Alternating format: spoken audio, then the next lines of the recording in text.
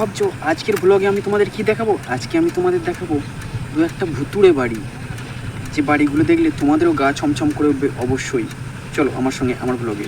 Hello friends, আমার একটা mini ব্লগে সকলকে স্বাগত। আজকে হলো 19শে ডিসেম্বর 2024, আর আজকের ব্লগটা একটু অন্য টাইপের। আজকে আমি দেখাবো কিছু ভুতুড়ে বাড়ি, যে বাড়িগুলো সত্যি মানুষজন তো থাকে না, বহু পুরনো, প্রায় 200 থেকে 250 বছরের পুরনো সেরম কিছু বাড়ি। আর বাড়িগুলো দেখতে গেলে এইভাবে নদীর পাড়টা পেরিয়ে যেতে হবে।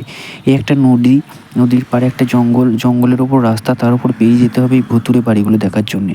এই বাড়িগুলো দেখো, এই ভিডিওগুলো দেখানোর জন্য অনেক রাতে বেরোনোর দরকার ছিল, কিন্তু রাতে বেরিয়ে একা তোমাদের সঙ্গে এই ভূতের বাড়িগুলো দেখাবো এত সাহস আমার নেই। যদিও আমি অলৌকিক শক্তি বিশ্বাস করি না, তাহলে একটু তো গা চমচম করে, তাই না?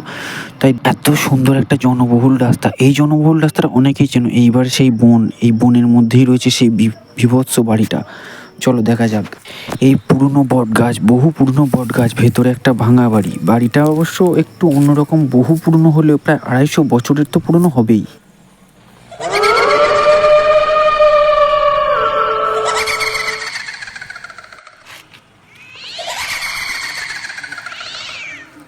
তোমরা হয়তো দিনের বেলা দেখছো বলে বলবো এটা কি এমন ব্যাপার, এত ভয় কার কি আছে? কিন্তু আমার আগে যারাই ভিডিও করতে এসে হয় তাদের মোবাইল সুইচ অফ হয়ে গেছে, না হলে হাত থেকে পড়ে মোবাইল ভেঙে গেছে।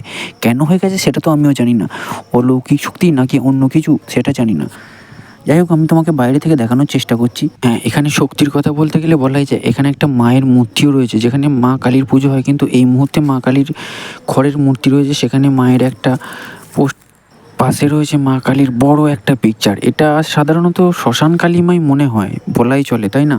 অত ভেতরে যেতে পারবো না বাবা, আমার তো ভয় লাগে, তাই বাইরে থেকেই তোমাদের দেখানোর চেষ্টা করছি। আমি যে এতটা গেছি এতটাই সৌভাগ্য, বাপরে বাপ।